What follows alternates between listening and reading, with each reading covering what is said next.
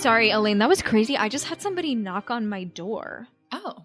I had somebody knock on my door, and can you guess who it was? Believe it or not, it was Marilyn Manson. Oh, really? Yeah, and he knocked on my door, and I think he was like holding a petition or something. And he was like, "Oh, there's a new Wonka coming out." I was like, "I don't care. I already got my Girl Scout cookies this year, Marilyn." And then I closed the door on him.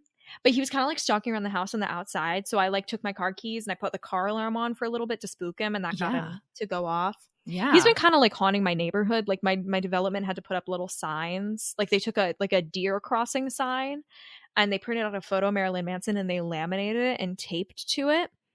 And like only a few people have been seeing him, so a lot of people are like a little confused about the sign. But I think watching out for Marilyn Manson is a good idea. Like whether or not he's present in your development. Do you know what I mean? Is it just his head on the deer? So deer body, but head of Marilyn Manson? No. It's like that would be confusing to be like, is he a deer person? No. It's not Marilyn Manson's centaur. It's very much. It's just like an album cover of Marilyn Manson. They just laminated it. It's covering the deer, but like the edge is kind of flicking up a little bit. Yeah. But like I sometimes wish you're sleeping at night because I'm like, what if he comes back and like I don't know. I don't need Thin Mints. They make me sick. I don't. Yeah. But the petition for the that movie, was I think it was Girl Scout cookies. I don't think it was anything relevant. Makes sense. I don't think it was anything relevant to anything that I do in my personal life. Little chocolatier in the making over there. Yeah. Be safe. I need you. I think I read too many horror novels is what these intros are telling us. Yeah. And I just have dark thoughts, I suppose. Yeah. All right, everybody, welcome to this episode of Wonka Watch. Did that intro have anything to do with what we're talking about? No, but you know what? Sometimes we like to keep it fresh and funky on this podcast. Keep you on your toes. So today we're continuing our conversation about the 2005 Johnny Wonka movie, and we're just going to jump right into it because, guys, we recorded for an hour and 20 minutes, and we like just got into the factory, and most of this movie takes place in the factory. But first, do we want to do a little Wonka Watch? Well, we can't because there's no Wonka news. Oh, so there's no Wonka Watch. What do we do then, Felicia? I thought it was time for us to take a little bit of a personality quiz. Oh, a personality quiz about what? About Wonka itself. I need to figure out, this is personal. Before we move on to this, I wanted to know with what MBTI type Willy Wonka is. ENFP, the campaigner. Okay, interesting. Sorry, I'm the campaigner. Oh, you and Johnny Wonka are the same personality type. Doesn't that make you feel great? Johnny Wonka is a Gemini. Johnny Wonka would have a Nutella addiction that his roommate had to keep. Don't you even fucking dare. Johnny Wonka would have had to stop peeing the bed with him being lured by animal crackers. No. That was not. No, you don't get the story twisted. Don't get the story twisted. It wasn't a bribe. It was congratulations. I was a wee child. Wee child, wee wing. Oh God. Oh my God. Can we just like delete me? Okay, so which Wonka are you? This is a personality quiz. Do you know the platform U Quiz, Elaine? I don't know. Okay, so there are these, if you are ever bored, highly recommend just taking a peruse on U Quiz. They're the weirdest fucking quizzes you will ever feel in your life. Exist in your life. Because they're made by like, they're not like BuzzFeed. They're made by like just random people on the internet, mostly like 15 to 19-year-olds who like grew up on Tumblr, and they are fascinating. Like some will be like very deep and like this like massive think post, and some will be like, pick images of wombats and I'll diagnose you with a mental illness. Like it's very like they're very avant-garde. Do you know?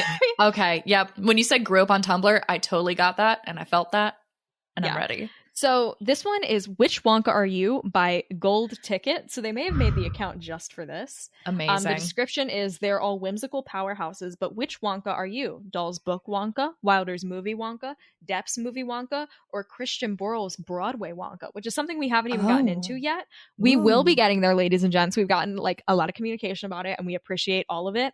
It's just like we kind of have to cover the main canon before we touch Broadway, because we also need like 3 months to consume literally all of it and to digest someone it. gave us incredibly legal links to all of the different people who played Wonka on Broadway, and we kind of want to do a knockout style tournament of deciding the best Broadway Wonka. We have an underground black market Wonka supplier. We have an underground black market. You know who you are. We love you. Thank you so much. We appreciate all that you've done for this podcast. Truly, the internet's a beautiful thing. Okay, so Elaine, there's 11 questions on this quiz. Okay. Number 1, who do you instinctively trust with your secrets? No one, not even myself, not totally sure what's going on in the old cranium. Number 2, myself and maybe my closest colleague, which we'll say is me in this case. Okay. Number 3, a literal child I care about deeply. And number 4, give me a reason not to trust you and you're out of here. Otherwise, why not tell all? Probably number 2. Oh, thank you. What clothing aesthetic is closest to yours, Elaine? Are you well-dressed and refined with an eccentric spin to it that somehow oddly works? A cataclysmic clashing of colors and patterns that's bold and fun. Darker tones, subdued, well-thought-out ensembles with an occasional fun accessory to add flair. Number 4, a kooky tenured professor with a weakness for silly bow ties. Okay, so here's where I'm torn. I'm either 3 or 4, and it's because I wear all black usually. I used to wear neon collars, and then I think I got like beaten down as a human being, and I just decided all darkness all day. But also it's easy to match. Actually, very similar story to me. Oh my gosh, fun! Oh, I dressed very Disney Channel as an 11-year-old. I would wear ripped denim shorts that would have leggings that would show through them, and the leggings were like paint splatter, or they had cat faces on them. Yes. I would wear feather earrings. I would wear beanies. I dressed like a character on a Disney Channel show because you look at those, especially like 2010. You look at those characters and you go, "No one dresses like that." I dressed like that. I was, I think, the main purchaser of skirts in that time period. Yes. Which I'm also sad I can't get those anymore because I fucking love those things. I miss them. So I'm either the sleek professional, whatever, or kooky professor fits because I do have a couple statement things that stand out because I can't resist the kooky. And I wear ascots a lot. I love ascots. Little bit, but like is the that darker tone subdued with well thought out ensembles with an occasional fun accessory to add flair? You kind of just that is that okay. That is. I'm not a kooky professor. I just don't like where this is going because I know right now I'm Johnny Wonka and I don't like that. Like I think that's where this is. Yeah, because I picked kooky professor who wears weird bow ties. Oh Jesus. Okay. What are you most likely to casually quote in conversation? Number 1. My parents. Number 2, Shakespeare or classic literature. Number 3, common phrases, but you tend to mess them up. Number 4, bonkers made up quotes that you try to pass off as real. And I feel like I could click this one for you, but it's probably 4. Yeah. I once convinced. So I was a history major, and none of my friends at the time were. So they just kind of trusted me as the all-knowing history person. And my greatest achievement in life is I convinced someone that during the Civil War, Russia purchased Ohio. That's incredible. That's incredible. I was like, there was this loophole. And I did a whole day. They believed that. Question 4, Elaine. What is your virtue? Is it temperance, charity, diligence, or chastity? Well, I feel like, what was number 3? Diligence. Yeah, I want to just double check. Okay, it's not temperance. I drink. I could tell you it's not temperance. Right, for sure. I just want to double check what they kind of meant Elaine, by that. Like, you run a canned beverage alcohol podcast. It's not temperance. I do a Swashbucklers. Shout out. It's a very good podcast, but it's not the idea of temperance. Possibly diligence. What was the second? What were the other 2? Charity and chastity. Oh, I'm going to go with either diligence or charity, but I'm kind of, but then I have a mental health podcast, which is pretty virtual. It's not. Let's just go diligence. Okay. Yeah. Be honest, Elaine. Do you think the 5 golden ticket holders died? Yes. All right. Do you think it was exactly according to plan? Yes. All right. That's all we need to know. All right.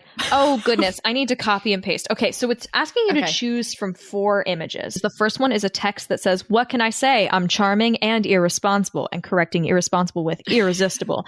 Number 2 is a photo of Justin McElroy saying, good Lord, that was very nasty. Number 3 is a photo of a bird that says, I've never been one to half-ass shenanigans. And there's a 4th one is a photo of Bugs Bunny sitting on a throne with a crown on. And then the caption is, when someone asks me who the hell I think I am. Which I didn't appreciate that one enough when I read it, but that was very funny. That's so which good. of these photos do you, as the quiz says, vibe with the most? I'm 3000% number 1. What can I say? I'm charming and irresponsible. Oops, asterisk irresistible. Because I, no joke, have that happen a lot. Yeah. I can tell everybody I do remember what I answered for this one. I went with the Justin McElroy, good Lord, that was very nasty. I see that. I see that. I've also been listening to the McElroy brothers since I was 13, which I think really shows. Elaine, what's holding you back? Oh. Is it your past? My future? Your present? Or not much anymore? I'm just here for however much longer this life will take me.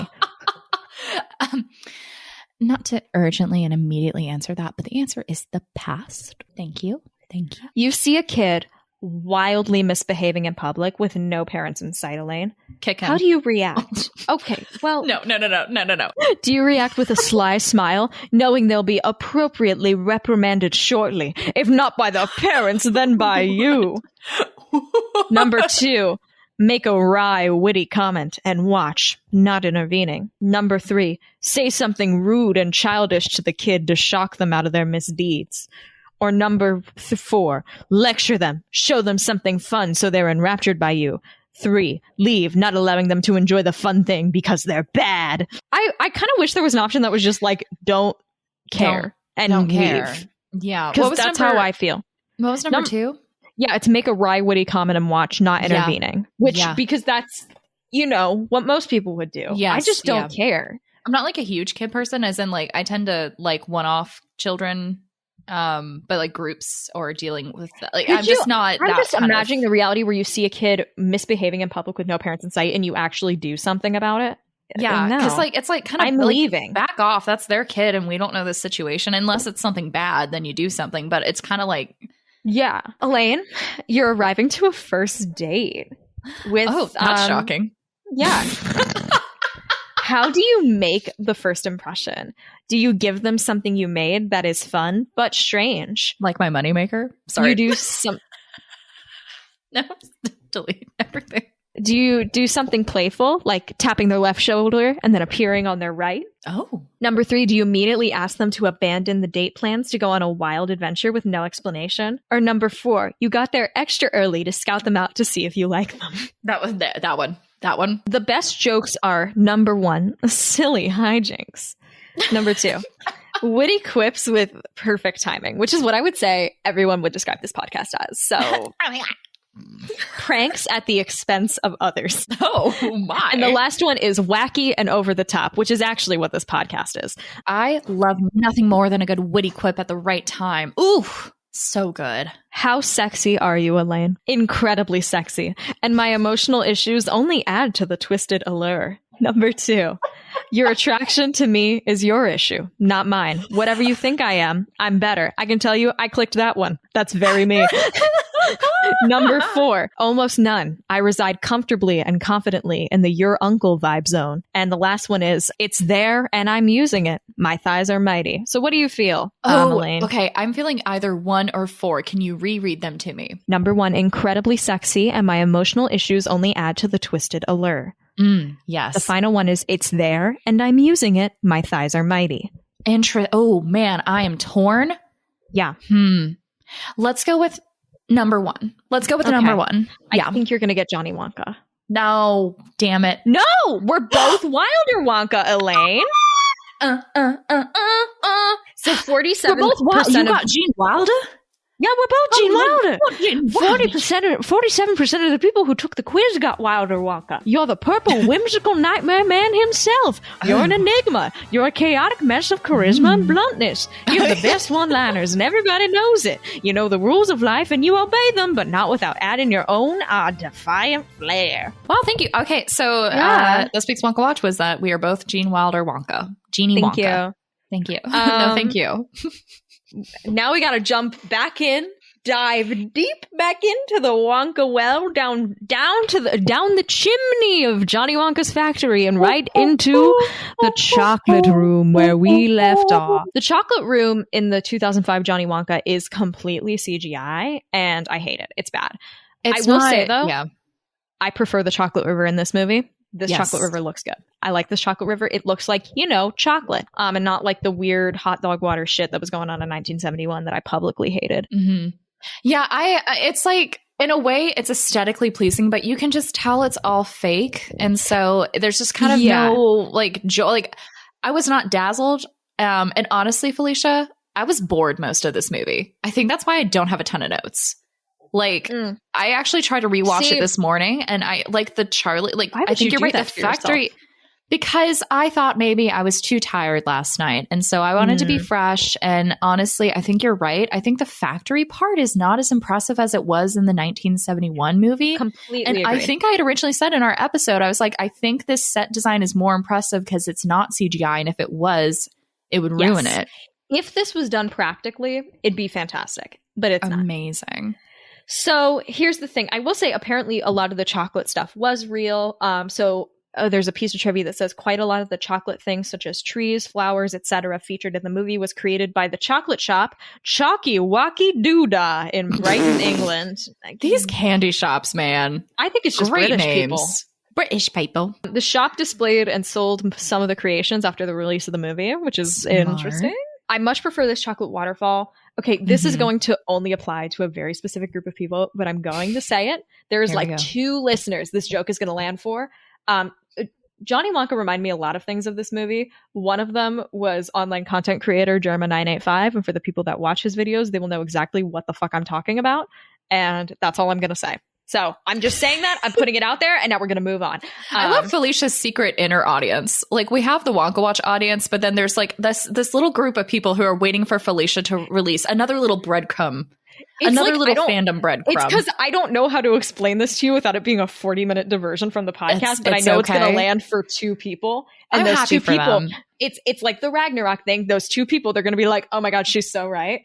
But for everybody else, they're going to be like, what the fuck is Felicia talking about? I think it's so healthy. And that's okay. Something that made me really fucking excited about this chocolate room, I will say, is I finally got my due diligence. Mike TV smashes a pumpkin, and what's on the inside? Jam. It is full on gutsy jam. Yeah, and the kids are fucking menaces in this chocolate room. Jesus Christ, yes. They are trashing this like the brattiest kid you've ever seen in your life. And I hate watching kids misbehave to the point that I hated it as a child. If I saw a kid misbehaving, the secondhand embarrassment I would get, oh my God. I feel that too, actually. When I was like 4, I'd be like, you're making such a fool of yourself. Look at yourself. This is so undignified. I was a very pompous 4-year-old. I remember, so my mom, when I was a kid, she was a very organized person, and she was like, she likes to keep busy, and she was a stay-at-home mom for a while, which meant that she kept like these crazy detailed like journals of stuff I did. And apparently one time I was 4, and I came back from hanging out with one of my friends, and I was like, yeah, it was really fun, but he did eat a booger after he picked it out of his nose, and that's just nasty. I said that at like 4 years old. It's just I said the phrase, and that's just nasty. You had good taste, though, because that's true. It was nasty. Yeah, I liked Augustus Gloop's Godzilla music that played as he's like walking down, he's ripping up everything, and like everyone else is just like, being a little insane, but like he gets specific theme music when he's like stomping around, and it's terrifying. There's one line that Johnny Wonka, I liked most of Johnny Wonka's lines in this movie, but there is one line where he says something like, oh, but cannibalism, like, oh, technically we're all edible, but cannibalism is frowned on societally. I was like, cut that line. It's so fucking cheesy. Get the fuck out of here. Maybe it's because like I got really into Hannibal this year, so I've consumed way too much cannibal media that I'm just like over it. Do you know what I mean? Yeah. Yeah. I like how many times I say, do you know what I mean? And you explicitly don't know what I mean. And I just go along with it because that's how I just am as a person, and I'm trying to be better about it. I don't, Felicia. I also like the way that you said I've just consumed a lot of cannibalism media. I was like, where are we going, buddy? It wasn't like on purpose. I wasn't like, man, I need some more cannibal content. It just kind of kept happening, you know? Like once you read to a certain level of horror novel, do you know what I mean? And some of my favorite horror is like survival, desert island, how are we gonna live horror. You end up accidentally reading a lot of cannibal related stories. Okay, it's not on you know purpose. What I've read recently, because I kind of had like a happy good breakdown this whole year. I was like, I just need something mindless. I've been reading romance beach reads, so you're doing that. And I'm over here wondering how the fake engagement's going to turn into a real relationship. I think the way we process difficult times is very different, because the way that I seek out depressing media when I'm depressed, because I go, well, at least it's not that bad. Do you know what I mean? Like I was having a mental breakdown at the beginning of like my last semester of college, and I got really deep into watching Hannibal, and I was like, well, at least I'm not being framed for murder, you know? At least I'm not being eaten by a cannibal. Like I'm actually doing okay. That's how I do it. When I was really, I watch Zodiac as a comfort movie. Okay. Wow. No. Yeah. No, I have to avoid all stressful plot lines. Like there was a part when I was so anxious of my life where I couldn't watch any movie because A, I couldn't sit through it because I felt like I needed to be doing something else. But B, any plot line stressed me out. I was like, I need something just completely. But I will say it is interesting. I do that, but then when I watch Ratatouille, I skip over the first stressful 20 minutes and just go to when he's making omelets in France. And I skip over the scene where his rat dad is like, look at what these people do to you, because I don't enjoy it. And also I watch Ratatouille, but I skip all of the conflict. I just watch the rat making little food.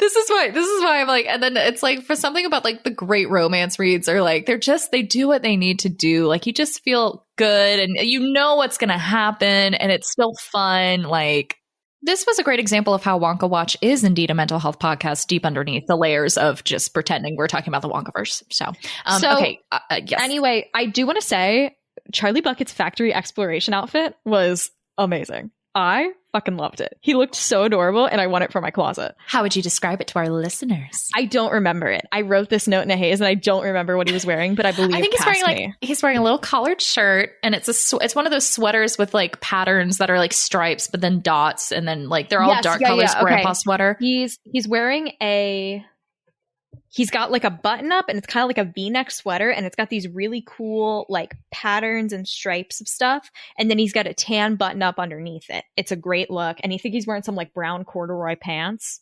It's a look.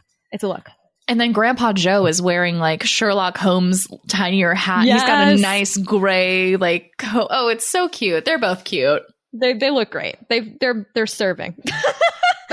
They're serving those looks. Okay, so let's talk about the Oompa Loompas in this movie. I wrote down, oh no, Oompa Loompas, I hate them! Because I really hate the Oompa Loompas in this movie. I absolutely hate. See, I prefer the Oompa Loompas in this movie infinitely to the 1971 one. I like these Oompa Loompas, but I think we haven't really delved into a lot of the issues with the Oompa Loompa. So because I already had 5,000 words written, I decided, you know what, I think it's time to kind of talk about the issues of the Oompa Loompa and why they're so fucked up for a multitude of reasons. Yes. So I read this great article by Cheryl Corbin, which was published in the Berkeley McNair Research Journal, which was titled Deconstructing Willy Wonka's Chocolate Factory on Race, Labor, and the Changing Depictions of the Oompa Loompas. And it was enlightening. She was able to put into words a lot of the stuff that I like felt, but couldn't figure out why it was so gross. Do you know what I mean? Because you watch the Oompa Loompas and you're like, this feels gross, but I don't know why it feels so gross. Do you know what I mean? Yes, all the time. So basically, the book Oompa Loompas, the narrative of the Oompa Loompas taking over the factory and displacing the British workforce directly relates to a lot of the labor anxieties in the UK during the 1950s and 60s with foreign labor and immigration. And I'm like, right? Shit. Yeah. Yeah. And I'm like, I feel dumb that I didn't notice that before, but she's 100% right. And she was saying the narrative of the 1964 Charlie and the Chocolate Factory novel can be understood as a societal struggle as the UK contends with the decolonization process. And it's like, oh, you're totally right. So totally. And basically Willy Wonka incites the positive good theory that was used by a lot of, slaveholders back in the day, that he situates the Oompa Loompa extraction as a way to prevent their starvation and receive their free labor. So the positive good theory argument was made by John C. Calhoun back in the day, that slaveholders educated, supported, and managed their slaves and as civilizing cause in return for their labor, creating a positive good for both the master and the slave. And it's understood that the Oompa Loompas were coerced into living in perpetual servitude to prevent starvation.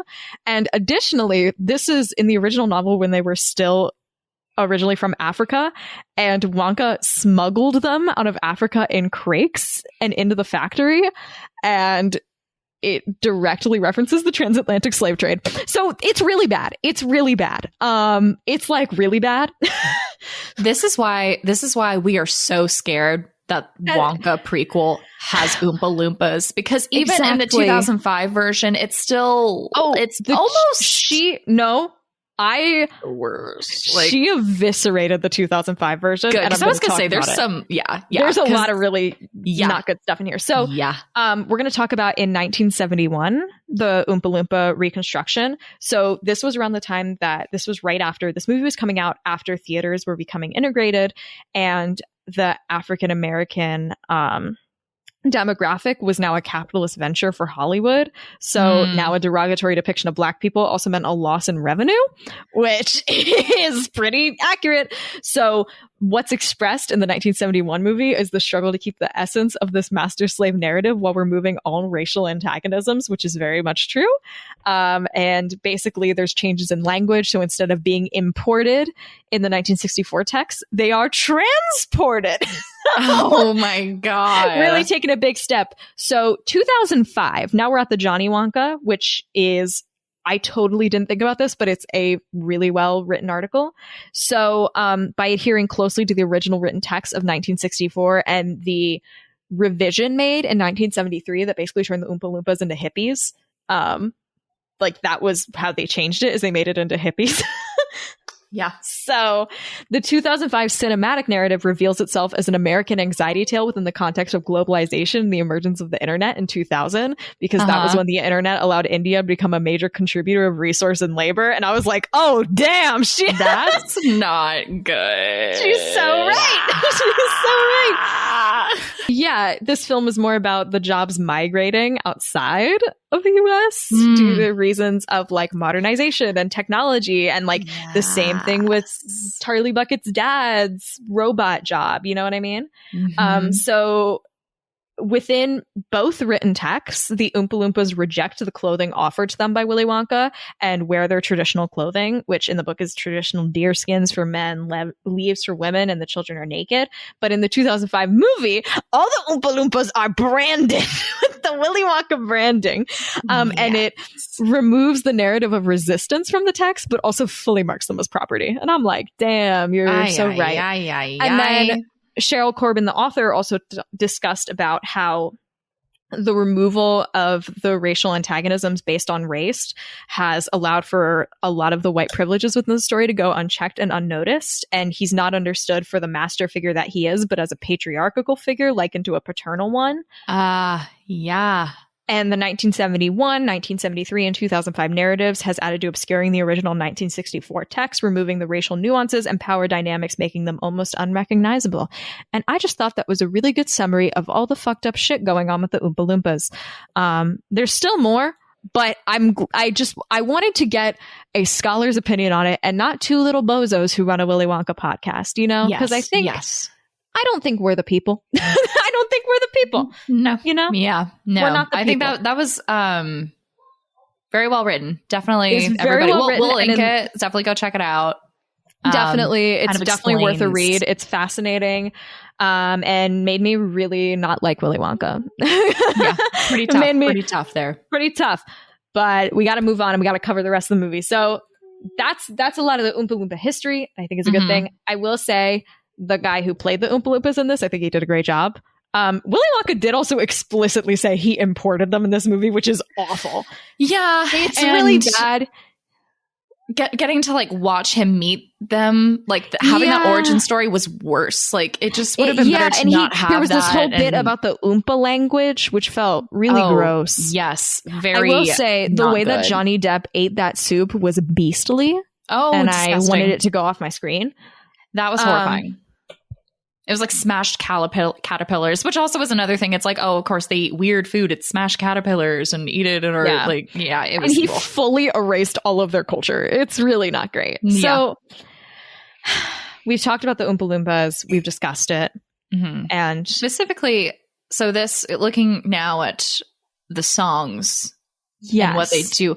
Very horrifying. I'm scared. And they all have high-pitched voices, Elaine, even when they're I low. love the songs. Fuck off. I love the songs. Oh my God. I think the production of the different voices is what scared me, because it's all the same man over and over again. Danny and then Elfman. it's like I don't like high-pitched voices. I don't like that whole shenanigans. So do you know it's Danny Elfman, right? Do you know? Yeah. I mean, I don't know who that is, but. So Danny Elfman is the voice of like Jack Skellington. He kind of writes all of Tim Burton's music and stuff like that. Oh, I had He's no also idea. the lead singer of Oingo Boingo, which was genuinely on my top 5 Spotify.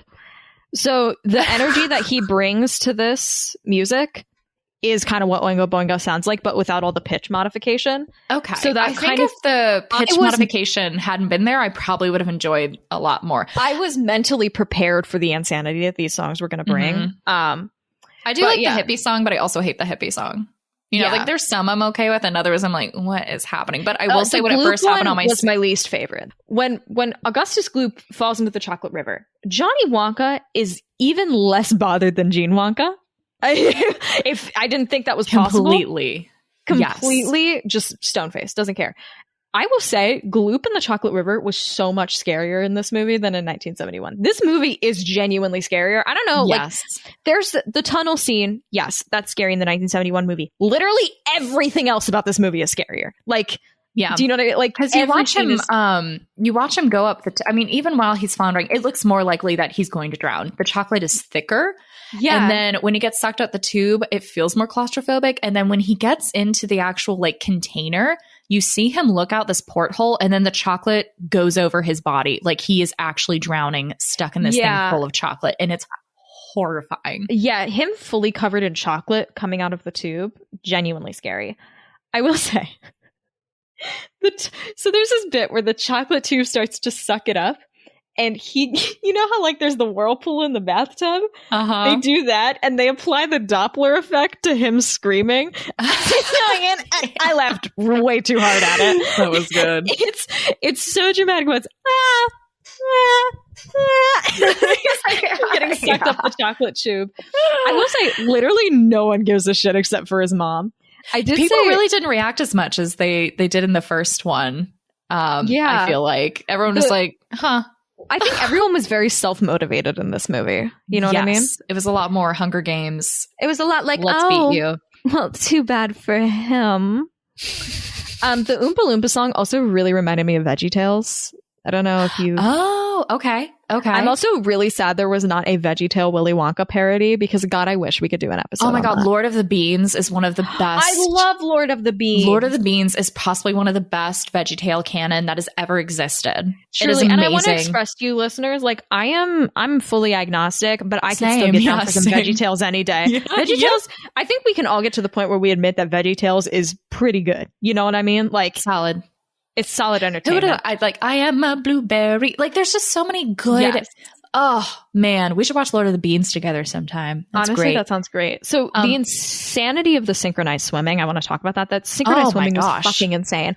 And there's a very visceral description of Augustus being turned into fudge in this song that really freaked me out. And one thing is really interesting is that Mike TV goes, this is weird. It's like they rehearsed it or something. And Wonka's like, See, yeah. So we really get more of this vibe of they really want to hit it home. Willy Wonka 100% knew what he was doing. It wasn't opportunistic. It was, I planned this out. Which makes me wonder, okay, Felicia, at this point, how long was he planning the golden ticket? Because that's fascinating. He would have been had stalking these kids from birth. Right. Or like how to create the factory to then show it to people. Okay. How long has he been planning to do this? And then when he figured out who the kids were, to specifically figure out enough about them to know what their Achilles heel would be, what their weakness is, you know? I will say, Augustus Gloop's mom is like, but he will be chunked into fudge. And Johnny Wonka just goes, that would taste gross. Ew. And it made me laugh so hard. It was really good. So good. There's also, he calls the Oompa Loompas over. He doesn't use a flute. He does a little weird tongue thing. And when I was watching it on HBO Max, the subtitles said ululating, which is a verb I didn't know existed. So that was cool. Ow. You learn something new every day. The way Wonka talks to the Oompa Loompas is really gross, and I didn't like it. Just want to put that in there. And the Oompa Loompas are like so small in this movie, and you really forget until they are in a shot with another person, and you're like, oh, because they like barely go up to a knee, like someone's knee. Like they're like actually 4 inches tall. So I wanted to talk about right here. Kind of a vibe I got from Johnny Wonka is that he went to improv classes a lot. And he took like 2 classes in Second City that he paid like $500 for. And he will not shut up about it because he thinks if he talks about it enough, it won't feel like he wasted his money. Do you know what I mean? That's really the vibe I get from this character. Wow. Yes. What my favorite part about all this too is that randomly, I forget exactly what brought this on, but Veruca Salt's mom just starts flirting with Wonka, and Wonka does not know what to do with this. Violet Beauregard's mom? Yes. Oh, right. Yeah. Violet Beauregard's mom starts flirting with Willy Wonka, and Wonka's like, it's like, no idea what to do. I also, on that one, I was like, fan fiction. That was a fan fiction out, but it was like, ew, oh my gosh. And then it made me wonder, how often has Violet Beauregard's mom slept with the judges to get all of those holy awards? Shit, dude. You're so totally what kind of award do you get for longest like gum chewing? Is that real? Or are we just like feeding into Violet Beauregard's ego and her ego? I mostly used batons. Something her mom said when they were going over the trophy, but all right, so let's move on to the boat scene. So I think they kind of knew that the boat scene in the Gene Wilder version was so iconic that like they weren't even going to try to do anything like that, which I kind of respect. I will say, so the boat in this movie is like this big starfish candy boat, and it looks cool as fuck. It's fucking cool. Very cool. It looks awesome. I think it's the only factory design choice I like enthusiastically like is this boat. I love the boat. I did right here, Wonka has replaced the love that he did not get from his father with the love endorphins released by chocolate. This is depressing. He does actually, on this Wonka gives children the opportunity to sample chocolate. He's like, he pulls a ladle out of his pocket and says, here, you guys can try some. You're just not supposed to touch it, which is like what you would assume would happen. Like, I feel like that's pretty normal, you know? And he gives it to Charlie. He said, boy, you look tiny as fuck, and gives him the chocolate. He's like, he's like, you probably need this to live. Literally. So, and then Mike TV, somehow Mike TV starts arguing with Wonka. And Wonka's like, I was never as small as you, you little bitch. And Mike TV's like, no, you had to be this short at some point. And he's like, no, okay, because I put a top hat on my head. Somebody says, like, do you even remember your childhood? And he says, I remember my childhood do I? And then it goes into a whirlpool. And now we're going to talk about Wonka's childhood. The first note I have about this is Wonka was that short fucking liar. That's the one thing I do have to say. He was that short. Oh my gosh. So this flashback about Willy Wonka's childhood, this is completely new for this movie. And it was actually inspired by Tim Burton's childhood rather than the original book. So Tim Burton and the screenwriter worked on creating Wilbur Wonka. And Burton thought the paternal figure would help explain Willy Wonka and that otherwise he'd just be a weird guy. Okay. Yeah. Respectful. So the first thing we learn about his dad is that his dad is a dentist named Wilbur Wonka. And I realized I've always assumed that Willy is short for William or he's just named Willy. Mm-hmm. Is he Wilbur Wonka? I had the same thought, and I think he is also Wilbur Wonka. I will say Timothée Chalamet's character being named Wilbur Wonka makes so much more sense to me. I don't know why. He looks like a Wilbur. You see that boy's face? Do you think he tries to get people to call him Willy, or does he just have to give up because everyone just calls him Willy anyway? And so instead of being Wilbur, he's just Willy.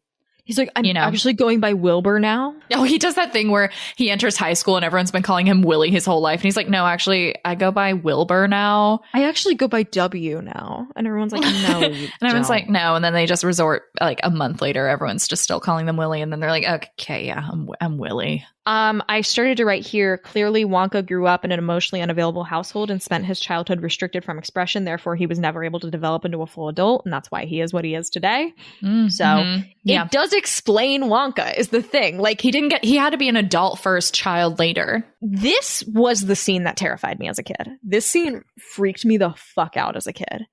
I don't know if this was the scene that scared you, but this one horrified me. I don't know which one it is. The scene of him as a kid where he's sitting in the chair with the metal brace and he is expressionless the entire scene. His father's talking at him and his face never changes. He's lit in this horrifying like firelight. It scares me. I forgot how much it scared me as a kid until I watched this, and I had that like 8-year-old fear creeping back up, you know, where you're like, oh my god, that is weird. Yeah, I think I was just mostly really sad. I felt really sad. I wrote that this is my boat scene. I realized what it was. It looks like he's in a saw trap, but lost the will to fight back. Oh, it's really sad. It's like it's really hard to watch in that sense. And the fact that Tim Burton based on his experience. Yeah, so it actually reminded me of this movie I've never seen. Called Tetsuo the Iron Man, which is a Japanese cult horror where parts of a man are slowly turned into rusty machine parts after killing a man who has a fetish for metal. But I've never seen it, but I know about it because I'll drop the image in the drop zone for you so you can have fun with that. No, bad Felicia. I don't want that. Why am I enhancing it? Oh no. You know what? No. Bye. But it reminded me of that. So you guys can look that up in your own time. There's a little bit of Jack from The Shining in the way the kid plays this part. There's like the Kubrick stare when he's watching the candy being burned. So and it's hard because his mouth, because if you haven't watched this in a very long time or ever, we didn't explain what actually happened in this scene. Yeah, so his dad's a dentist and he's all about teeth, so he hates candy. And so this first flashback takes place on Halloween. He's dressed up as a ghost. He goes to some lady's house and she's like, "Who's that in the little sheet?" And he pulls it off and he's got this huge like metallic teeth brace on, you know? That's like it's like over his head. Braces, option, appliances, he has them all because his dad's obsessed with the teeth. And so he comes home, he's so happy about Halloween, he's gotten all his candy, and his dad dumps it in a bowl and he goes one by one through the candy about why it's bad and he shouldn't have it in a very menacing way, like not even in an annoying way, but in a very much I'm terrified to say anything to you way. And then he takes the bowl of candy and throws it in the fire. And then that's when you look at the baby scene really Wonka. like you're seeing the surface level of what's going on. It doesn't feel like this is the worst his dad did. Like it feels like, oh. That's what's hard. And I think that, so one of the, you were talking about the blank stare. I think what's the worst part is that part of the braces kind of pulls his mouth open. So it almost looks like a smile. You can't tell when he's like getting to smile or not. Like that's the thing. It stiffens up his face. It's fucking creepy. That's the kind of stuff that gets me. So that still freaked me out watching it. So anyway, I wrote, it's not about the candy. The candy is very much symbolic of Wonka. Like it's symbolic of his relationship with his father. Do you know what I mean? Like it's the candy is there, but it's not just about the candy. Do you know what I mean? It's kind of, he still wants that approval from his dad. Yes. But he like doesn't want it at the same time. He's really thrown himself into this candy empire. That's probably what's fueled him all these years is like people will be like, oh, it's beautiful. He's like, oh, yeah, it is beautiful. But it's where like, I just have to keep going and to run away from his past. One chocolate bar at a time. We were kind of making fun of the whole like Johnny Wonka dentist dad. Oh my God. But like, I'd be traumatized too if this happened to me. Like honestly, understandable. And again, it's weird because Baby Wonka is wearing suits. Like he really is a little adult. We're not, he was born adult. And then I think it's then weird how he then is becoming this like child Maybe that's adult. What the line about him saying, I was never as short as you were means. It's a metaphorical. Yeah, I'm sure that's exactly what they meant when they did. That's what I'm going to say. They are also applying the same level of deep analysis that we're applying right now. Yes. Anyway, the boat ride seemed fun as hell. It looked like one of those spinny around whitewater raft theme park rides where you like go under the waterfall and it's like, are you going to go down the hill backwards? It looked exactly like one of those. We passed past a lot of rooms. We passed past. Whoa. Whoa. We passed a lot of rooms. I got overwhelmed. I started moving too quickly. We passed the clotted cream room. We passed the coffee cream room. The creamer, that's where they make the creamer. That's where they make the creamer. Oh my gosh, we found the source of the cream. There's a hair cream room. And Violet's mom goes, what do you use that for? And he goes, I need a deep condition. And Violet's mom, there's a look in his eye where she goes like, this motherfucker's gay. It's the most 2005 thing, but I know that's what happened. Yes. He like pats his little bob. That's very like creepily perfect. Also, it's like no hair is out of place.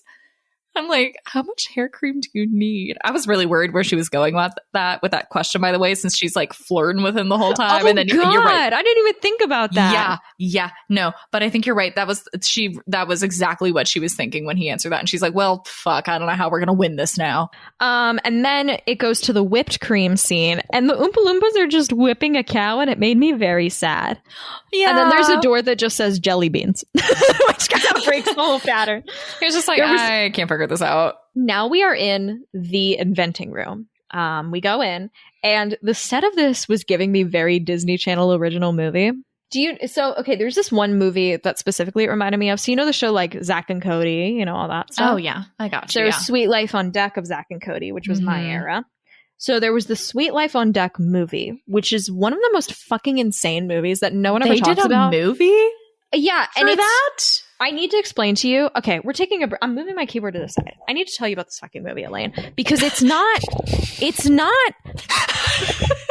I redid my setup because I need to think about this movie real quick. Okay, so one of them gets a marine biology internship, and then they get fired from the internship because the other twin causes problems. You need to talk back in your mic. We can't hear you really well. The other twin causes problems for the marine biology internship. Okay, so they get fired. They were on a marine biology internship. So then this one guy comes up to them and he says, I have another internship for you. It's a research study program I'm running for twins. Okay. They go to this island in the middle of nowhere and they start to eat. They're fed this orange fruit that begins to meld their minds together. What? There's also a subplot where London Tipton starts to be able to talk to dolphins because she ate the fruit, but that's not important. That's not relevant. That's not relevant to this.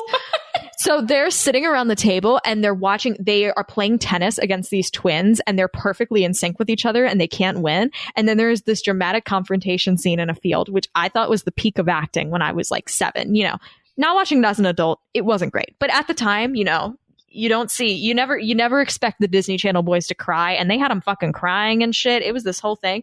They start to fucking like try to beat each other up, but they realize like their minds have melded enough at this point where if they punch themselves in the face, it hurts the other person. So it becomes this weird, bizarre battle. And then at the end, they realize what the whole concept is. The guy who invited them on this research study disguised himself. He did the whole thing where he had like the rubber face mask on the whole time, and he was secretly the twin of another guy, you know. What? An evil twin? And the whole thing became from he was never accepted by his twin. He thought his other twin was smarter. Not important. He wanted to make a hive mind with a bunch of twins from all over the world to be his army and do his evil bidding. And then the movie ends that Zach and Cody are not as far along in the process as everybody else is, so they're able to get out of it. And they're like, they get chased by this horde of identical twins through this big. This is a horror film. Yeah, it's almost Twin Peaksy. They get because it's in a logging mill is where the last part of the movie takes place. You know, there's this one part where Cody climbs down a rusty ladder. He's like, I should have gotten my tetanus shot. I don't know why I remember that line. I watched this movie a lot. Okay. Yeah. You did. So they make it out, and then they say they'll be chasing them. They'll be like Zach and Cody, Zach and Cody. And then they almost get captured. I think they like fall off a big bridge, but then they're able to break it, and the movie's over. What a terrifying movie concept for a show that doesn't bend. That's what I mean. Like it they does would not have their do weird, that. like non-canon episodes. Wizards of Waverly like, Place, fine, but like that's not what Zach and Cody has ever had. There were a few like weird episodes where like, oh, this one we're recreating old fairy tales, but it's like a joke episode where it was like some character's dream, or like everybody's watching Star Trek, so we're gonna do like a Star Trek episode that's like an AU. Like they would do those. This is explicitly fucking canon, and it's so bizarre. And I'm sorry, I just needed to talk about it. Terrifying. I just needed to talk about it. I think I think I really loved the movie as a kid, and watching it as an adult, it has not aged well. It's not good. Anyway, we can get back to Wonka. I just needed to talk about that personally. So I think we all learned a little bit more about Felicia just now, and kind of the inner workings of her mind, and what that means for the rest of us here as we dive in. So, Wonka, at least in this movie, his motivation for making the everlasting gobstopper, which does appear, it's not a little spiky thing anymore. It's a normal gobstopper. Lame. It looks lame though. I'm going to say it. 1971 look cooler. Well, he's motivated to make it for kids without much allowance so that they have candy all the time, which is nice. Cute. And then he says this whole line where he calls somebody a folk singer and says Daddy-O, and I was so fucking confused. Do you remember that? Oh, wait. Yeah. He was trying to be like hip, I think, for a moment, and but he was using like 1940s slang. Yes. And then like stuck out his hand for a high five, and everyone's like, what? And everyone in the audience is also like, what? Like it was the same thing where the first thing he says to them at the beginning of the movie when he stands up on the stage to tell him, he's like, good morning, sunshine. The earth says hello to you, or whatever it was, which apparently is like lyric from a song in the second part of the musical Hair. So if you know anything about Hair, it's not hairspray, Hair. Very different. Yeah, I did get those confused a lot as a kid. He also was like, look at this thing I'm making. It makes your hair grow. And one of them almost goes to eat it. And he's like, I wouldn't do that. I haven't worked out the kinks yet. And then this Oompa Loompa comes out, who is just like this big pile of hair. And it really much reminded me of those like Play-Doh toys that you would put Play-Doh in and then you'd push it to make the hair come out the top. Yes, that's exactly what that looked like. So then Willy Wonka presents the gum to Violet Beauregard, and it comes out of the machine in such an enticing way. Like it looks like this was made for her to eat it, you know? It's very a lot. It's like the giant machine, and then this arm pops out and it keeps like unfurling more and more, and then like a little like ticket stub when it like comes out of a receipt, like the stick of gum comes out. And I was like, I kind of want that as well. Like the presentation, very exciting. And then he's like, I wouldn't do that if I were you. And then other people I believe in the group are like, don't do it. And then Violet Beauregard goes, I'm the world record breaker in chewing gum. I'm not afraid of anything. And I was like, are those two related? There's also a part where Willy Wonka's like, I'm going to change the face of gum. he pauses for 2 seconds and he goes, "No, why?" Because it's like so defensive, and nobody was angry with him. It's like he anticipated everyone questioning him, and everybody's like, "Okay, we don't really care that much." And he's like, "Oh," he's like, so does he defensive. not understand how big of a deal he is? I don't think he does. I don't. Yeah, anyway, because like, also one question: does Wonka gum have nutrients? Because this is my question. He's talking about it like it's a meal replacement, but it's fucking gum. Like, if it makes you full and keeps you healthy, yeah, but I don't think it does. I don't think it does either, and I think that could have dangerous consequences. Yes. Yeah. So I also realized Grandpa Joe says something, and I think it's the first time he talks since they enter the factory. Grandpa Joe does not play a big role in this movie. He doesn't and really. I think it's for the best. It's probably for the best because he's very vital in the beginning part.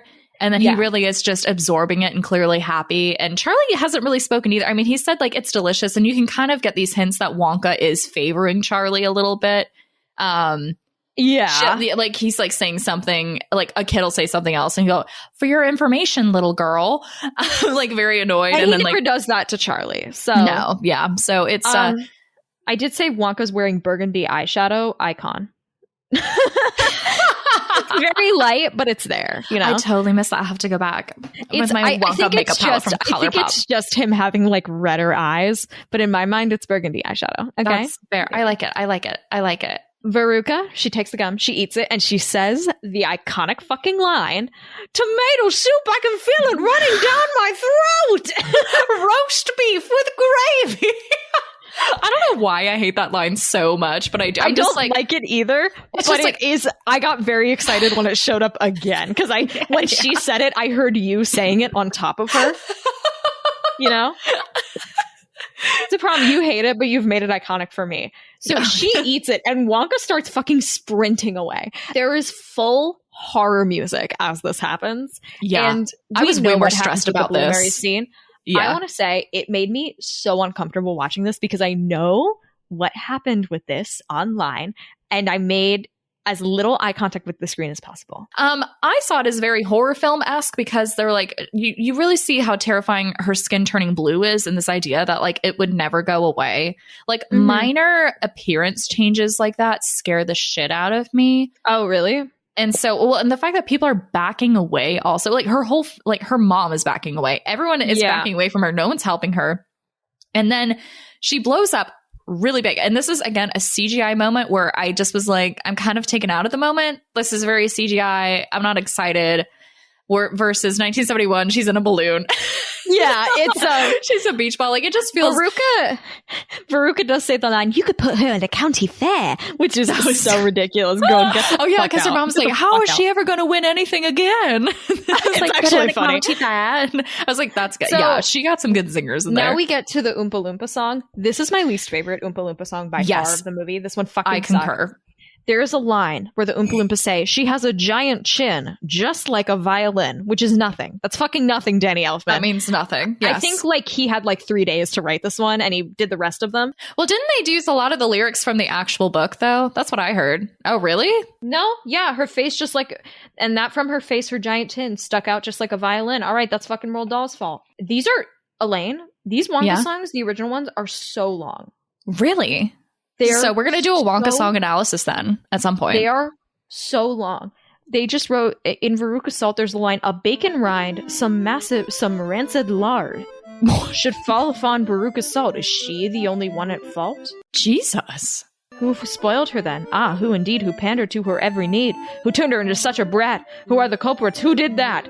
Alas, you needn't look so far to find out who these sinners are. They are, and this is very sad, her loving parents, mom and dad." Fuck, Roald Dahl. Go to therapy. Okay. Yeah, with this song, the bridge is good though. The bridge is good. I'm just gonna say, bridge is good. I'm not gonna lie, I kind of blacked out because again, I was kind of bored with this movie, and also horrified. But I will say, what I do remember is as part of this song, they just start like low chanting "Oompa Loompa, Oompa Loompa, Oompa Loompa, Oompa Loompa." I was like, wait, that's kind of sick, but part scary. I liked. Yeah, that was the part. That was the sick part. I was just like, what? This also have to do with anything. On top of her, and I fucking hated it. It was and they're rolling her. So she's like 3 times bigger as a blueberry in this movie than she is in the 1971 version, where she could still maybe hobble. So they're rolling her, but they're rolling her with her head hitting the ground. And I guess the idea is her shoulders are poofed enough that her head like isn't there. But in my mind, no way is she not getting beat up in the head every single time they roll her. So this scene really, I kind of broke me for this movie. I really didn't like this scene. I didn't enjoy any of the inventing room stuff at all. The inventing room looked lame. Say, we're going to squeeze her like a little pimple. And I was like, okay, Mel Stewart. All right. I fucking hated this scene. And then Johnny Wonka goes, let's boogie. And then I liked it again. I was like, you know what? Maybe I do hate this movie. And then he said, let's boogie. And they moved on. I was like, you know what? Brings you back in. This is why I'm still on the fence. I'm like, ugh. And I'm like, okay, you brought me back a little bit. Oh, Mike TV does ask one of the real questions that I have. And he says, why are you making gum if you hate it? Which is the question plaguing all of us. And then Willy Wonka, who doesn't want to answer the question, goes, stop mumbling. You're bumming me out. Which is something he had said earlier in the chocolate room when Mike TV was also saying something like, and Mike TV, pretty rehearsed. To clarify for people, perfect diction on this kid. Perfect diction. They get so great funny. Casting.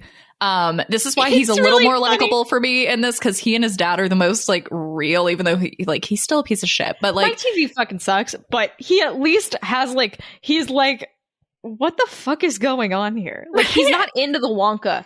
He doesn't care about Willy Wonka. He's there for the ride. So then we get another ripple transition to when Wonka first eats chocolate on his own. So he eats some chocolate and then he writes down some notes about how he felt about the chocolate, which actually reminded me of the Cadbury story that Roald Dahl had said, where he was getting sent chocolate from his boarding school. So I wonder if there was inspiration taken there. That'd be so cute. And I do want to say Wonka was definitely rich as a kid. And I also was reminded, so do you know the movie, the Horton Hears a Who movie? I know there's an elephant. Yeah, so there's this one character in it named, I think, Katie. And there's sometimes where Johnny Wonka kind of looks like her, and I just want you to check it out in the drop zone. I see what you mean. I see what you mean. You see what I'm saying? I don't know what this thing is, but it has very big eyes. No one knows what that thing is. Yes, very expressive. The big eyes can say a lot. Wow. It really just kind of looks like it. If you put this next to a photo of Johnny Wonka, it's the same. So we were talking about Willy Wonka eating his first piece of candy. He gets really into it. He has a blowout with his dad. Yes. And it's not great because he figures out he's got chocolate. He loves it. And then Willy Wonka's like, I'm going to escape and go to Bavaria and Switzerland, the chocolate capitals of the world. And Wilbur Wonka's like, yeah, well, you can go ahead and do it, but I will not be here when you come back. And so you see this great montage scene of baby Wonka walking around and all these different flags of the different nations, like symbolizing that he's like traveling to all these different places. And then suddenly there's this guy, he goes, okay, we're closing down for the day. And then you look around and he was in a flag museum. So he wasn't there. But then he goes back to his dad's house. Yeah. And it was a townhome. So it was a whole block. Just gone. Somehow the entire home is gone. It's just gone. And then we get no explanation. Like, is Willy Wonka homeless then for the rest of his life? Like, how does this go? We don't know. That's just left and so in the if open. There was a Wonka prequel, it would be filling in the time period between this and that. And I think this is a discussion I wanted us to have. So Timothée Chalamet is clearly the person to play. Well, I don't know if he's the person to play, but he's a really good option for a Gene Wilder young Wonka. That's clearly what's happening. Yeah. It's not Johnny Wonka. But if there was a Johnny Wonka prequel, I was thinking this would be a really good opportunity for the Rob Pattinson Wonka. Yes. You know what I mean? You know what I mean? Oh my gosh. Yeah. That was the one person I could think of. I'm sure there's plenty of other choices, but I was like, oh, this is where he would fit. Top of head, if we were going to have on our Pat's Wonka, it would be within this timeline. I agree. Yeah, with this Wonka fully. timeline. Yes. We go to the nut sorting room and he's like, this is my nut sorting room. That's how he talks. And Felicia. Yeah. Felicia, I wanted to be the one to say it here that the squirrels are very cute. And admittedly, most of them are real. On the close-ups. Clearly CGI, I did write down in here, these squirrels are not puppets solidly. If you try to argue with me, I will box you, Elaine. I said the squirrels are cute and admittedly real, sigh. Well, because also on TikTok, a lot of people have been taking my side who also thought they were real. Is really rude because in the context later, we decide, which you made a comment and you pinned it at the top, but like it's half and half. Okay. Yes. I'm not an idiot. Sorry, that were was part of both my insecurity right coming in out. our We own were way. both right. It's just I was maybe more wrong, but I think the clips, whatever, it's fine. Anyway, it doesn't matter. But this is definitely an OSHA violation. You're having a bunch of squirrels put their little hands on these peanuts. Let alone Your bars are made PETA with would have squirrels? killed him by this point. My goodness. Veruca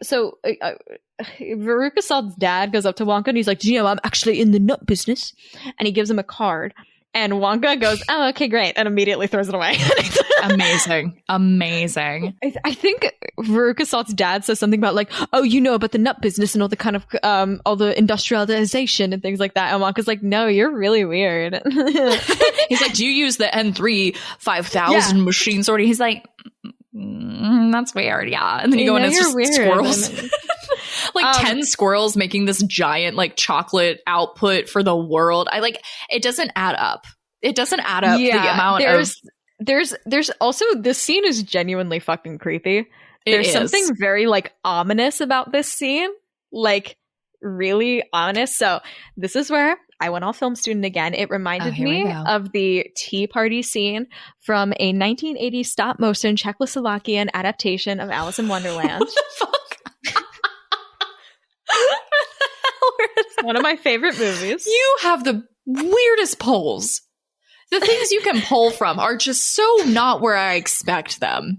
Elaine, I keep getting weirder ones this episode. My God. Okay, so it reminds you of this terrifying claymation. Y'all, I can't do claymation at all. I like that. It's not claymation. It's better. It's taxidermy.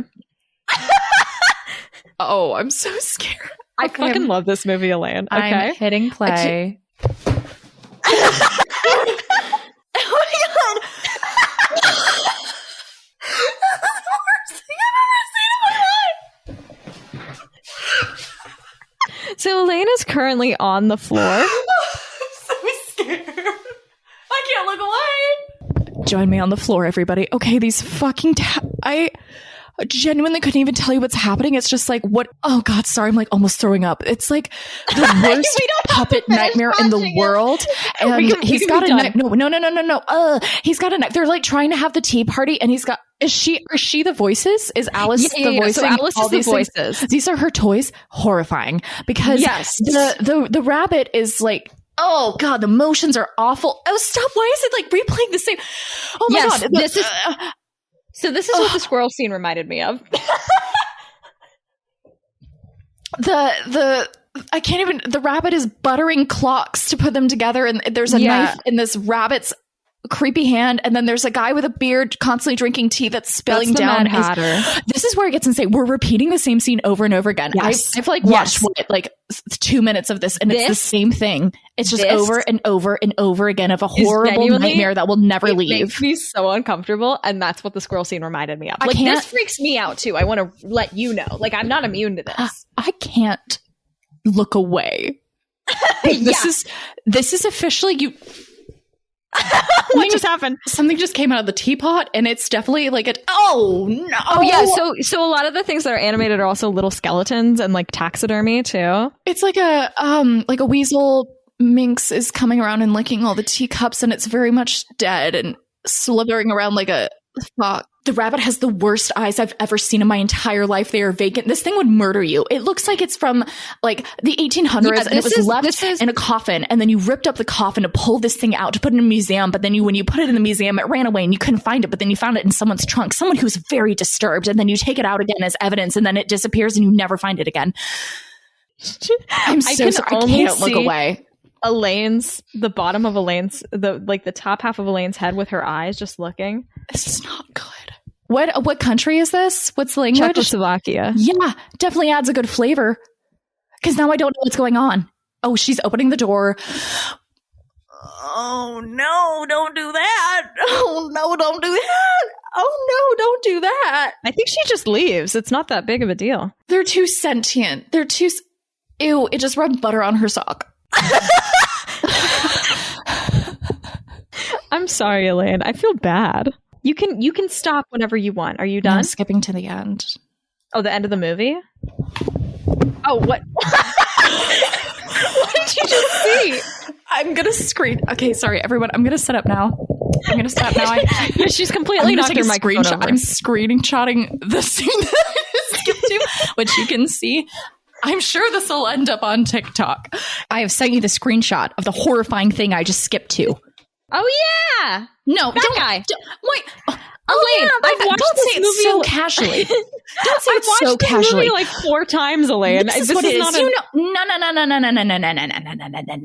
Once you're that far into the movie, you've bought into this guy. My God, I cannot. This movie is an hour and 25 minutes and 54 seconds long, and I could not even handle. I think I watched 5 minutes. I've left my body, and I'm back. Anyway, this is fair, Elaine. That is the worst scene. That's the worst scene. To me, that's the worst scene. Well, it's because, Elaine, I can't do this anymore. Are you lighting your microphone on fire? She's about to light her microphone on fire. Anymore. Turn it off, turn it off, turn it off. Okay, so what I was saying is this scene, the way there was repetition and the quietness and the stiffness of the squirrels with the nuts reminded me of this, and it made me uncomfortable because this scene makes me uncomfortable. Close. It is not even close into being the same level of discomfort. Well, I know, but no, Elaine, I'm deleting it. Get it out of the dump. No, I can play. No, I'm so sorry. I went to the scene with the paintings you were talking. Okay, fine. Elaine's fucking crying. Oh I feel bad. Do you want me to I don't know, DoorDash you a pizza or something? I don't know. I don't know how to make this up to you.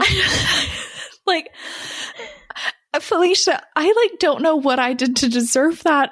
The past, to be fair, last you episode, didn't have to watch it for 5 minutes. No, I said Felicia, watch it for 20 seconds. We'll be good. My body went in shock and I couldn't move except to stop all muscle movement and turn into a slithering snake and fall to the ground in the hopes of avoiding the screen. However, I have a computer monitor that I use for work items. And yet here was the enlarged, most terrifying, stop motion, horrifying nightmare I have ever come across. I earlier was saying that the claymation Pinocchio is the most disturbing thing I have seen. Congratulations, Felicia. Congratulations. That is hands down the worst thing I have ever seen. I'm not even joking. Literally, these eyeballs, all the things they've consumed, that was the worst thing I've ever experienced. And the mania of it repeating. I thought it was broken, but it just kept happening. And I thought something else would happen, but I kept stopping and noticing new details every single time that are etched into this little brain. And so when I close my eyes tonight to go to sleep, I won't, because I'm going to imagine these horrifying, they're not even they don't even look puppets. They look like, yeah. When I had nightmares as a child and I imagined toys coming to life that were evil, that was what I, Nothing like the squirrel room. That's the worst thing is I ironically love the movie. I have no issues with it. I don't know who you are anymore. I met you in person one time, and this is what you get, guys. This is what you get when you meet one person one time, and you go, "Yeah, we haven't let's only make a known podcast." each other for 2 months. So there's dear God, I'm actually shaking. So sorry. I didn't know it would be that big for you. I knew it'd probably freak her out and it'll be a fun laugh. And I'll Felicia, be honest, it was a fun laugh. But Felicia, I don't know if you know this. Alice at one point turns into a tiny doll version of herself, and I fucking hate that part. Yeah. She also sticks her hands into jars that are just filled with a bunch of weird jam. It's gross. Anyway, what were you saying? When you were it'll be a good laugh. I thought you'd be a little scared, a little laugh. That'd be it. Felicia, I use laughter as a coping mechanism. It is my final layer from me and the barrier of this world. And so, ha, ha, ha. I hope it was worth it. I'm laughing. Here's the thing, it doesn't feel worth it. I want to make it clear to you, it doesn't feel worth it. Was it worth it? You can get me back sometime. I don't know how you'll get me back. I can't get back from someone who thinks that's a great movie. I can't. There's nothing I can do, Felicia. I have nothing. I have nothing. It freaks me out. I'm not saying I'm oh my God, this is a happy fun time. It's just once you've watched it twice, you're over it, I feel lightheaded. Pizza's a good idea. I might get pizza now because that was... Do you want me to DoorDash you something? I genuinely feel bad. I can't ask that of you because it would. Don't set the microphone on fire. Don't set it on fire. Like you get vulnerable with someone, right? You share something with them. I feel so bad. And then I feel so bad, Elaine. Anyway, I thought the squirrel room was like pretty okay. And I liked that we learned that Willy Wonka in 1971 speaks all these different, we're moving on, and just like all their trauma in my life, I'm just going to pretend it didn't happen. And so we learned that instead of, 1971 Gene Wilder, he knows all these different languages. But here we get a really weird one-time slip that Willy Wonka can perfectly mimic other people's voices. And I don't think that was stressed enough. If he has that ability, he mimics the dad's voice perfectly. At one point. Yeah. Oh my gosh, he does. It's perfect. And he does a mouthing and everyone stares at him like, what? And it's when he's thinking about like yelling at Veruca or something. And it's just a lot. Can we move on? I think I'm done. Yeah. I'm done. I'm gonna say all my things real quick. Wonka has a necklace with his own name on it. Did you get that shit custom from Claire's Willow? Very Darla from Finding Nemo. SIMP squirrels in my pants, Phineas and Ferb. Them pinning her down like that is creepy, but Veruca's way too chill about it. And the part where they declare her a bad nut and drag her off, I don't like the energy. It's Scary. much creepier than 1971 Wonka, and they show a shot of her nails scraping the floor. Really horrifying. I think it's funny for me. This freaks me out. Yeah. Just about as much as the Alice thing, because for me, the simpler, I will tell you genuinely. What Alice thing? Okay. What are you talking about? The thing that happened that we will not talk about and not address, the scene with Willy Wonka sitting in the chair with the headgear on was genuinely scarier to me than that scene in that movie. That is horrifying. It's the little stuff that gets me. It's not the big stuff anymore. I don't care about the big stuff. It's the little stuff. We get an Oompa Loompa song though that I think the song's pretty good. It reminds me of Strawberry Fields Beatles. Yeah. Kind of, it's like that hippie vibe. It reminded me of Lord's recent music videos. You know what I mean? 70s psychedelic pop rock, which was genuinely like, I think my most listened to genre on Spotify. So I have authority to discuss this. So I remember in the theaters absolutely hating this one, but I kind of liked it now. I do question because the Oompa Loompas start throwing in like trash and carcasses after Veruca's fallen in. Where did they get Oompa Loompas are? And the fish head, I was like, that's a big fucking fish. And then I realized that where did they small. get a giant dead ass fish? Where did they pull that from? Where did they get oysters from? Small. Those British oysters we know they got. What the fuck? I feel like they probably do have oysters in the UK. Do they have someone out there is being like, did they really just ask if there's oysters in the UK? Like some pretentious fuck out there is rolling their eyes. Yeah, I'm sorry. I don't go to London to eat oysters. My bad. Yeah, there's a part where the squirrel Veruca Salt's dad is like over the edge of the hole, and a squirrel just jumps up and bonks him on the butt, and it makes him fall in, and it's pretty funny. That's pretty amazing. That's good. We love squirrel punch. There's a portrait of the mom that they throw in the garbage. I'm like, did they fucking print that? Like, see, I was like, this is where we get into whole, again, it's rehearsed, and there's a lot of creepy pre-planning. Yeah. So I don't know. So now Wonka's like, okay, it's just us guys. So they get on the glass elevator. So the glass elevator appears early in this movie. They ride past Fudge Mountain, which is just it's exactly what it says on the tin. It's a big fucking fudge mountain. And I thought it was insane. Like in the wilderness, snowy, mining for chocolate. Like it's outside. Insane. The elevator in this movie looks like ass. I don't like it. And then they go past these sheep that are pink and with cotton candy. And Mike TV is like, what's going on over there? And Wonka says, I don't want to talk about it. What was that? What was that? Oh, I'd rather not talk about this one. And I'm like, what? Because my dumbass, because I think a lot of people do this in a quick moment. They think cotton comes from sheep because it's white and fluffy. Cotton's a plant. Okay. But I was like, cotton candy? But then I was trying to think, is there a hidden joke here that I just haven't analyzed this enough? Like wool, candy wool, something. What am I missing? Know. What are we missing? I don't know. I didn't like that the animal industrial complex was part of this, though. Yeah, that kind of got a little scary. I was like, oh boy. And also the Oompa Loompas keep having to be the test animals for all his products also. And so that's just another, just to throw that in there. They do, though. They pass the Puppet Hospital and Burn Center, which means this movie has Puppet Wonka, which I thought was fun. I cannot. I'm too weak right now to even I genuinely feel so bad.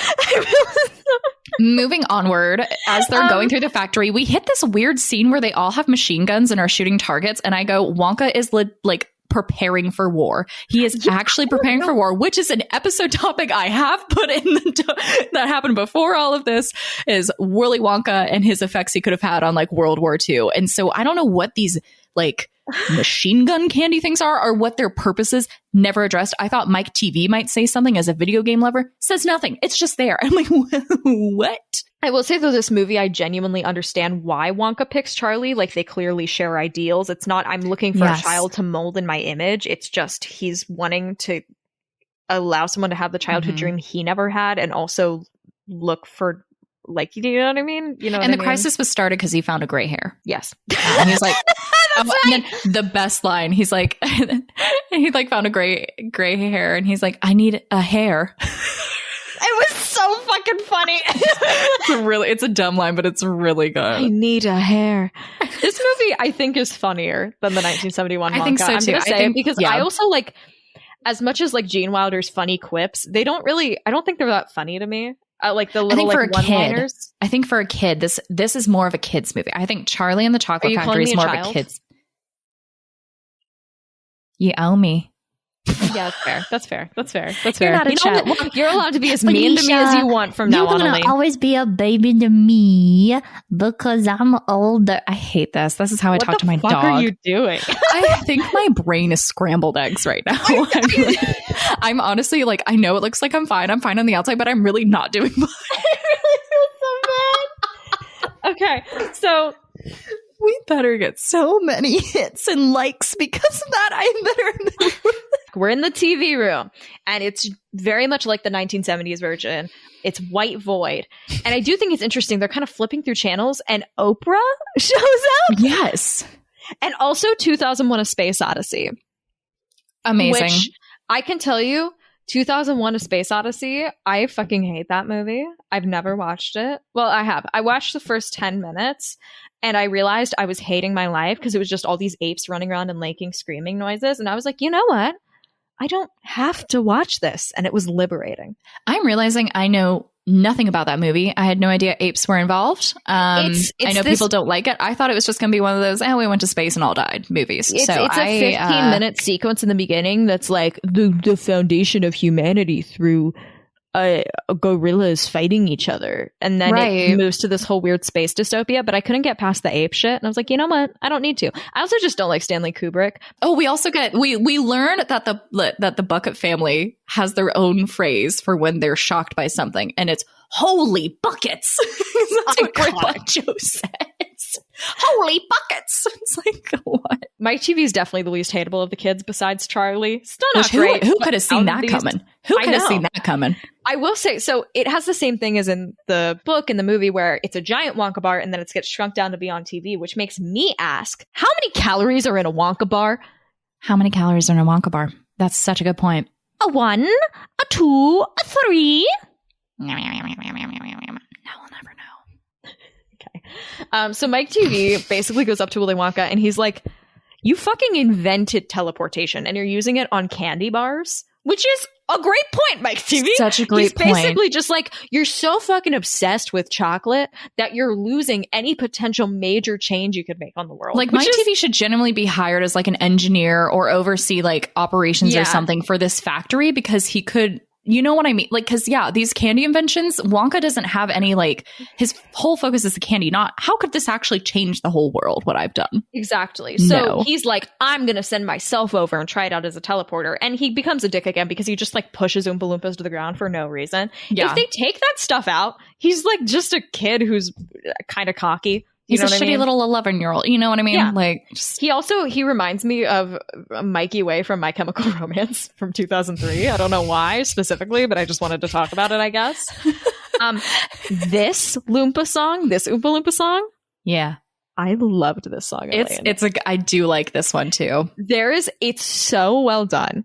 to the point where basically the choreography it's the Oompa Loompas and Wonka going through various movie scenes. We get to this part of the song where they're repeating "see" over and over again, but it's the bathroom scene from Psycho. It's implied to be they're in a shower, and the "see," it mimics the "eat" noises from Psycho. And I just said, Danny Elfman, you've done it again. You've done it So again. good. It was really good. And also, so the kid who plays Charlie in this, like, he's still an actor today. He does stuff, Yeah. And he played Norman Bates in Bates Motel, which is based on Psycho. Oh my And I gosh, think full that's just circle. very full circle and very cool. Amazing. So then Mike TV gets shrunken down, and Willy Wonka goes, "Ew, somebody grab him," which is so. And meanwhile, like, again, Mike TV's dad is still like the most real. He's like, well, what do I do? Like, no, you need to fix. Like, he's probably the one parent I feel like who fights the most for his kid. And then Wonka's like, "I didn't test this man," which is also a fair response, Yeah, but it's And then Wonka's like, "We can put him in the taffy puller." And I said, "Stop getting so excited. It's fucking weird. It's fucking weird." it's a little weird how this happens. And then Wonka goes, "All right, everybody, on to the next room." And then Charlie goes, "It's just us, Mr. Wonka." And he goes, "Oh." Like, he just didn't fucking notice. And it's so funny. So and then he's like, "Well, you won then," which is a lot less exciting, but it's funny how anticlimactic it is. Yeah, it's definitely the difference between this being the end of the movie in 1971 and then this kind of like there's still a part. Continuing. And here I went film student again. While him running into the glass elevator may seem like a cheap piece of physical comedy, it serves as a reminder not to deify Wonka. Johnny's Wonka is not meant to be admired. He's meant to reflect deep insecurity. In his moments of greatest benevolence, he displays his lack of confidence. He is a sad and lonely man. Thank you. So they get back in the glass elevator after Johnny Wonka forgets that it's glass and runs into it, which it did make me laugh. That was good.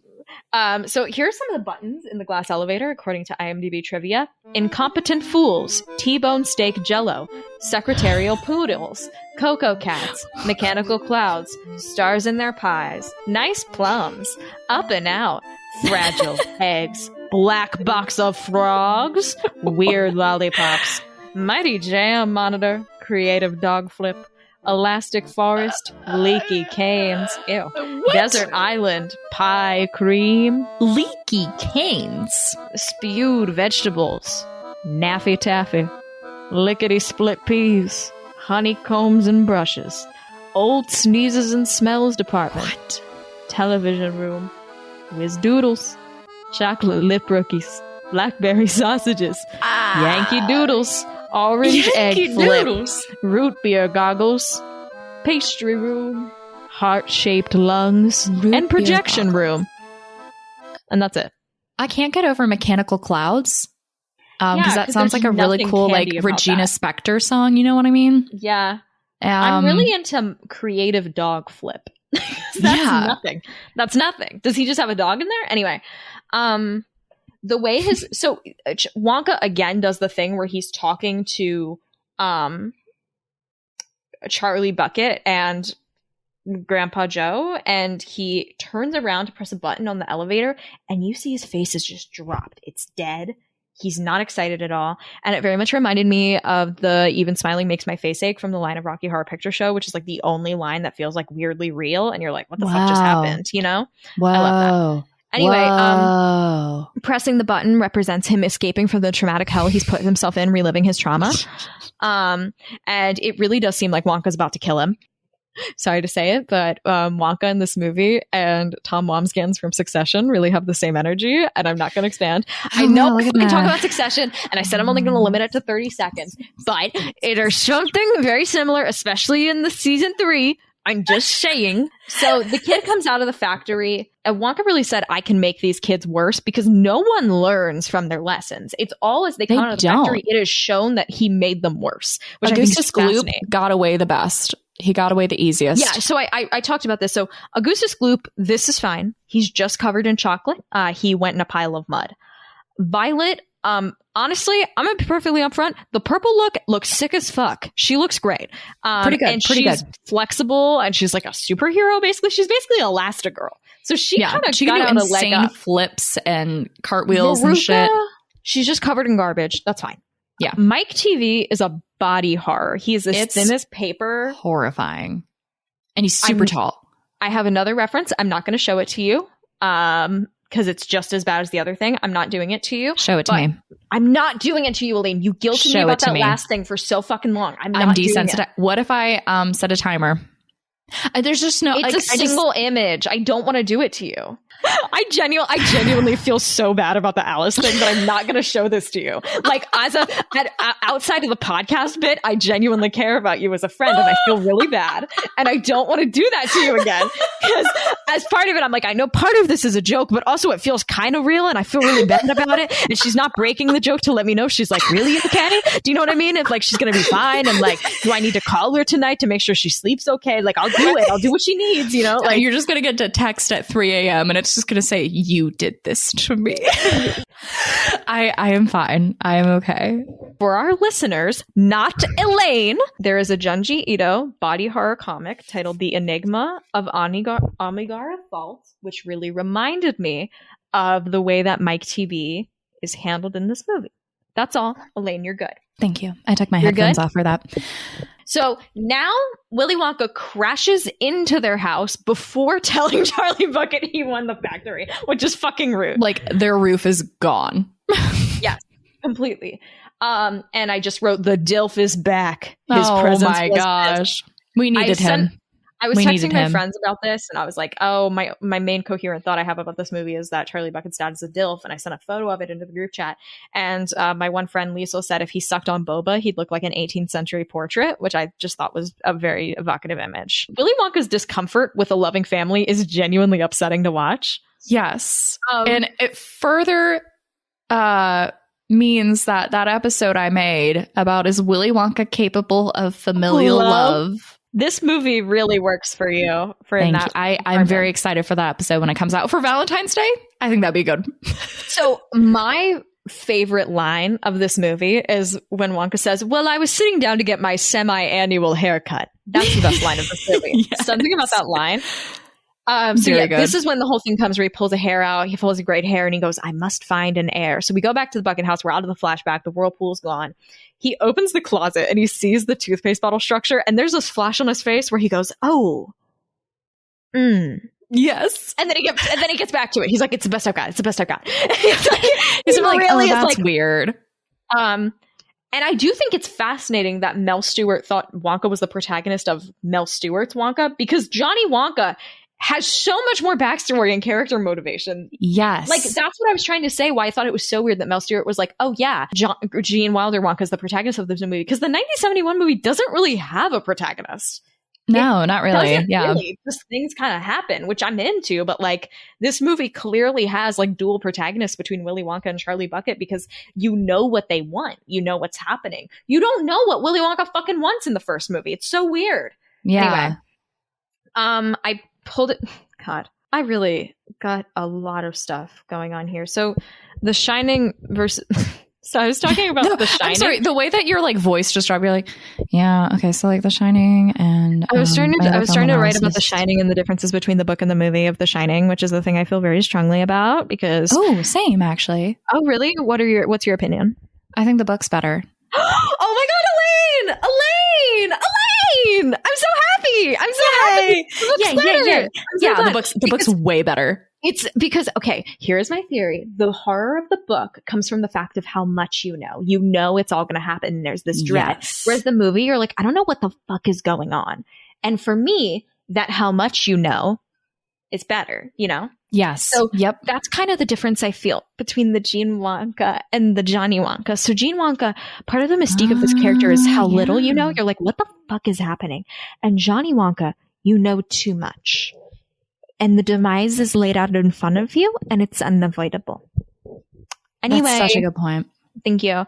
I don't know who says it, but somebody says, Wonka says something like, no offense. And I think Grandpa Joe goes like, none taken, jerk. It's really funny. So good. Oh, it's Grandpa George. Yes. My fave, the evil one.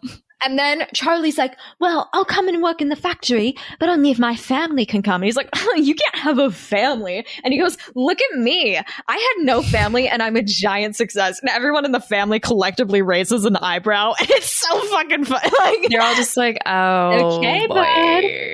It's like when you casually say something and everyone's like, are you okay? And you're like, no, that was normal and fine what I just said. Like it was, and everyone's like, that's not okay. And you're like, The like look at yourself and you're like, for us. Oh God. So Charlie said he wouldn't give up his family for chocolate, which was so cute. And then Wonka So said, good. that's weird. He's like, oh. And Wonka's having a revelation, and then he just leaves, you know.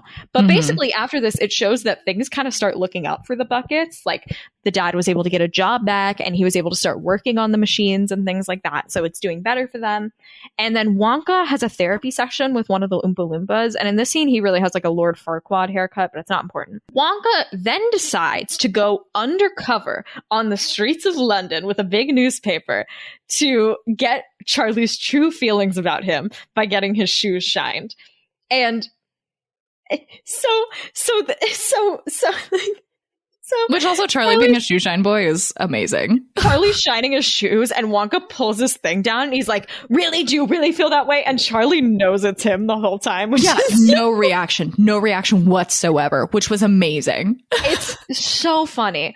And then Wonka gets up. They go and he basically talks about a little bit about his family life. And Charlie's like, why don't we go see your dad right now? Okay. Wonka gets up and he runs into the glass elevator again. And I'll be honest, I wasn't expecting it. And I still laughed embarrassingly hard. Hard. Yes. It was funnier the second time. I was like, God damn it. It's a good callback. Yeah. So they go to the dentist house and Christopher Lee, who plays Wonka Dad, opened the door and he goes, do you have an appointment? And Charlie goes, no, but he's overdue, which is like a superhero line, you know, like superhero funny quip. And it's the same townhome, but like sent to the middle of nowhere. That one where he disappeared, he just sent it to the middle of nowhere. So half of the scene is filmed from inside of Willy Wonka's mouth, and it's so fucking grody. And Tim Burton, not a fan.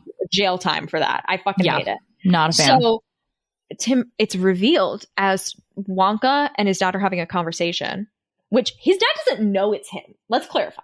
His dad doesn't even know. Which also means like Wonka hasn't showed his face publicly in years, which I think is fascinating. It says a lot about his self-esteem and image. But anyway, it's not the point. Charlie wanders in the next room and he sees the walls are plastered with newspaper articles about Wonka. This is one of my favorite tropes. One of my favorite tropes is distant child parent. They think they hate each other, but the parent has been keeping up with what they're doing the whole time. I did also write Wonka's puffer jacket is chic as fuck, very much giving Anna Wintour, which honestly, he kind of is giving Anna Wintour this whole movie. Yes. Wow. Didn't even put that together. Johnny Wonka is Anna Wintour. Anna Wintour is the Johnny Wonkas of fashion. Okay, so then Wonka and his dad hug, and his trauma was solved. That's it. Just like that. He's like, "Oh, it's you, Willy," and then they have a hug, and that's he it. recognizes him because he's never seen a set of teeth this clean and proper, except for it can't be, and that's how he knows it's his son, is through his teeth. And then it's like he's discovering a corpse and doing an autopsy. Anyway, so they go back to the Buckets house, and Willy Wonka has revised his view. And Willy Wonka and like Grandma Georgina are like best friends. It's iconic. I love it. Amazing.